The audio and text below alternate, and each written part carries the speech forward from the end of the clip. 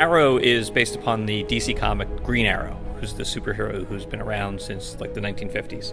And basically Green Arrow is sort of like a modern day Robin Hood who fights crime and rights wrongs and protects the downtrodden. And this is just a very modern, very grounded take on that longtime superhero. Before I read it, I was a little worried. I wasn't worried because I knew what you guys were going to turn out, but I was like, well, okay, it's a modern take, but he's still running around carrying a bow and arrow. Unless I go really dark and really like, Dark Knight-ish and that kind of new modern sound on superheroes, it could be campy. Mm-hmm. And once you guys and Greg said, "Oh, go dark," then it all started making sense.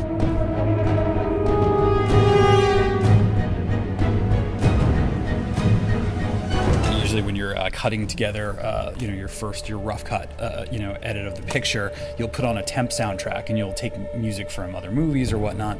And one of the executives saw the rough cut and said, "This music's fantastic. What's it from?" And we said, "That's actually Blake's score." So it was Blake's score that he had finished while we were shooting.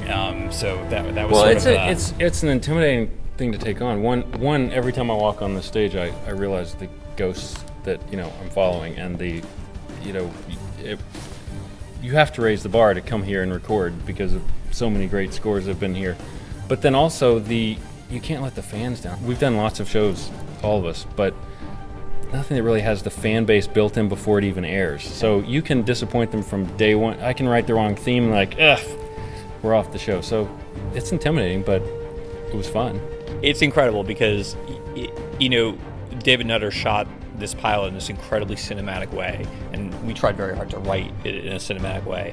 And then Blake comes along and writes a cinema quality score, and then gets to record it with, here on this stage with, musicians who have played in movies and done soundtracks, and the whole project is just elevated by the endeavor here. It's incredible.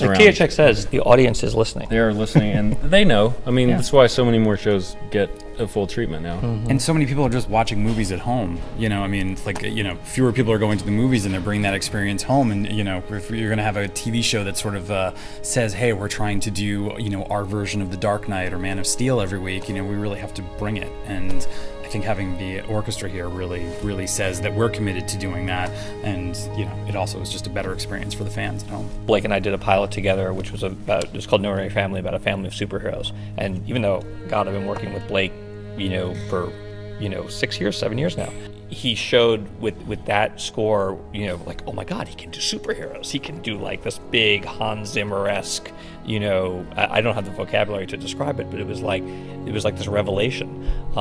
So it was so exciting when Blake said he was available to do this pilot. And then you just added all these extra, layers to it. Like there's even a little Trent Reznor in the end of the second act, which is very, very cool. After the recording session, I said to Blake, even though we've been working together on so many different shows now and worked for so many different years, I'm always surprised he always finds a new gear. He always figures out some way to up his game. And with this pilot, it's like you've bested yourself.